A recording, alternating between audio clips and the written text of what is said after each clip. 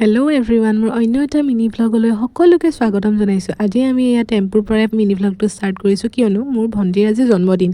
সেইবাবে আমি আজি আহিছোঁ যোৰহাটৰ বুঢ়ী গোসানী দেৱালয়লৈ। যিসকলে মোৰ ভিডিঅ'ত যোৰহাটৰ পৰা চাই থাকে তেওঁলোকেতো গম পায়েই যে আমাৰ দেৱালৰ মহিমা কিমান। সেইবাবে ভগৱানৰ ওচৰত নতুন বছৰটোলৈ বুলি আশীৰ্বাদ বিচাৰি আৰু তাইৰ জন্মদিন উপলক্ষে চাকি লগাবলৈ আহিলোঁ। লগতে মোৰ ভণ্টি আহিছে, বৰ্তা ছোৱালী আহিছে আৰু আমি ধুনীয়াকৈ চাকি লগাই লৈছোঁ।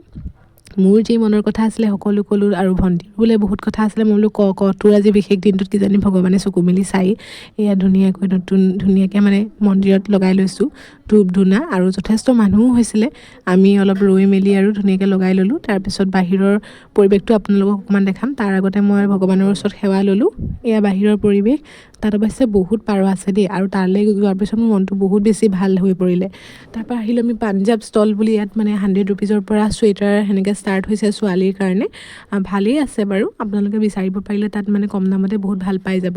ইয়াৰ পৰাই আমাৰ বৰ্তা ছোৱালী এটা ল'লে, মই ল'লোঁ, আৰু ভণ্টিক মই এইটো দিলোঁ গিফ্ট, বাৰ্থডে গিফ্ট।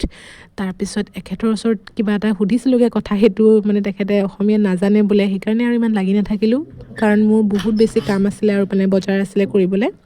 সেইকাৰণে নিজৰ টোপোলাকেইটা লৈ তাৰ পৰা আমি বিদায় মাগিলোঁ। তাৰপিছত আহিলোঁ আমি পেট পূজা কৰিবলৈ, কাৰণ দেৱালয়লৈ যাওঁতে আমি একো খাই যোৱা নাছিলোঁ, যিহেতু চাকি লগাব আছিলে। সেইকাৰণে সিহঁতি দুজনীয়ে খাই ল'লে 50 টকীয়া চিকেন বিৰিয়ানী। কাৰণ গমটো পাই আপোনালোকে মোৰ ভিডিঅ'বোৰ চাই যেতিয়া, এইখন বহুত ফেমাছ হয় আৰু বহুত বেছি টেষ্টি হয়। মই অৱশ্যে ম'ম'হে খালোঁ, চিকেন ম'ম' দাদাৰ পৰা এয়া লৈ লৈছোঁ। তাৰপিছত আৰু পূৰা দগৰি দিছোঁ, ইমানেই ভোক লাগি আছিলে। তাৰপৰা ডাইৰেক্ট আহিছোঁ আমি পাচলি বজাৰলৈ, কাৰণ পাচলি আমি বহুত ল'ব লগা আছিলে, কিয়নো ৰাতিলৈ আমাৰ খানাৰ যোগাৰ কৰিছোঁ বাৰ্থডে হিচাপে। এয়া যি য'ত আছিলে চব লৈ ল'লোঁ।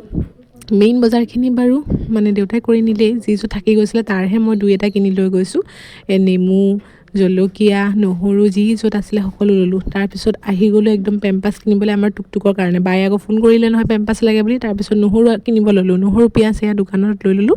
তাৰপৰা ডাইৰেক্ট আৰু চিধা গাড়ীতহে বহিছোঁ। ইমানেই মানে মোৰ ভাগৰ লাগি আহিছে, আৰু দিনটো অৱশ্যে বহুত ভালে কুশলে গ'ল। মন্দিৰ বা নামঘৰলৈ গ'লে এনেও মনটো ভাল লাগে চাবচোন, মানে চবৰে হয় তেনেকুৱা। দিনটোলৈ একদম বহুত ভাল লাগি থাকে মনটো, আৰু বহুত বেছি ঘূৰা ফুৰা হ'ল যে সেইকাৰণে ভাগৰো লাগিছিলে। তাৰপিছত এয়া ঘৰলৈ আহি আছোঁ, অকণমান আপোনালোকক দেখাই দিছোঁ বাটটো। আবেলিয়ে হ'লগৈ মই ঘৰ আহি পোৱালে।